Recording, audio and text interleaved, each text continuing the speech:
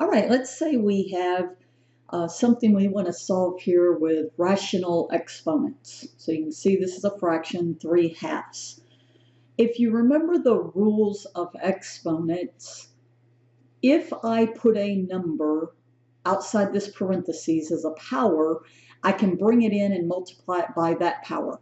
Well, ultimately, I would like to turn 3/2 into 1, right? Because then I'll have x to the first power, which will just be x.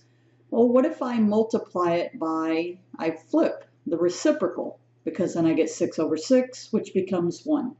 So I just simply raise this to the 2/3 power, and you better, you do something to one side, everybody, you better do it to the other side. All right.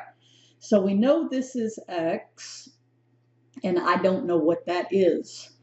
Well, there's a rule, all these rules you have to follow, that says if I have a rational exponent, I can write this as a radical where the denominator is the root, and then the numerator is the power.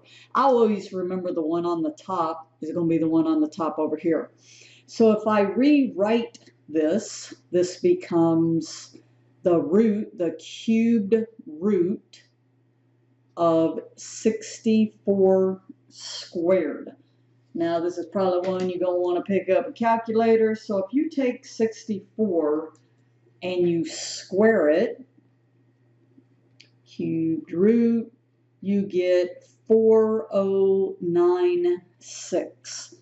And what do you want to do with this is you want to say what number would you multiply 3 times, what times what times what would give you 4096? Well, the answer is 16, because 16 times 16 times 16. If you did not know that, you can put something like this in your calculator. I can rewrite this as a rational exponent. What's the power? Well, you can say it's 1 to the 1/3. The calculator will give me that answer. I could have done that back here. I could have put 64 to the 2/3 in my calculator, and it would have automatically give me the answer 16. But this is the steps of how you're getting that value.